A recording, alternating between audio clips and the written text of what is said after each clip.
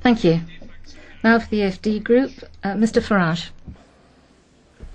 Well, Mr Cameron heads to Brussels tomorrow, I think on Mission Impossible. But it is a remarkable debate to think that the European Union is talking about taking another €1 trillion from European taxpayers, despite the fact that the accounts have not been signed off for 18 years in a row. If this was a company, the directors, or in this case the Commission, would all be in prison. But never mind, Mr Cameron will go and he will argue for a freeze.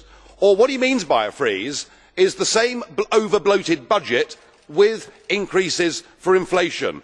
And that actually is the best, the very best, that he can achieve in these negotiations. I have no doubt he will actually come home with the UK taxpayer having an even bigger bill. Well, it won't work, because the public opinion in Britain is now very clear.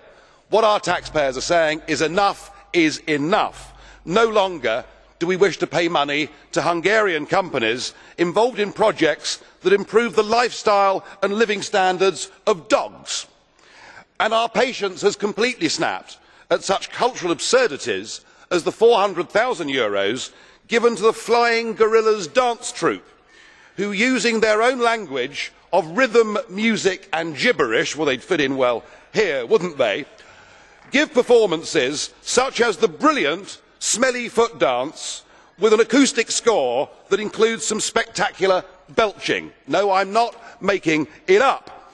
And I think the British public are angry at the fleets of chauffeur-driven cars, at the extravagant buildings and at the never-ending travelling circus that is the European Parliament.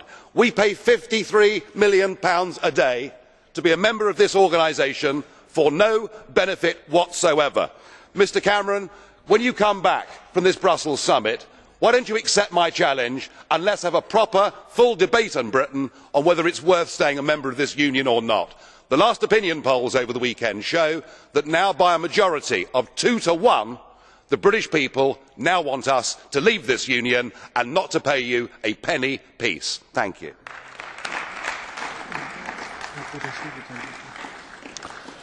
And Mr Protasevich, we should to put a question to you, if you will accept it.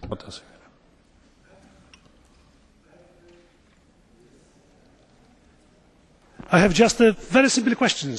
If you do believe that this House is useless, why have you run for the seat in this House, and why are you coming every month here to Strasbourg to take part in our debates? All through parliamentary tradition of MPs going into houses but wishing to use that position to secede. We saw it with the Irish nationalists in the 19th century. Indeed, Sinn Féin run for elections to the UK Parliament. The Scottish National Party sit in the UK Parliament. We came here because we felt the British public were not being told what was happening in Europe and how much it was costing. We have used our position here to try and get that information back to the British public. Given that now, by a majority of 2 to 1, the Brits want to leave this union, I would say we are doing a pretty good job. Das Wort hat jetzt Frau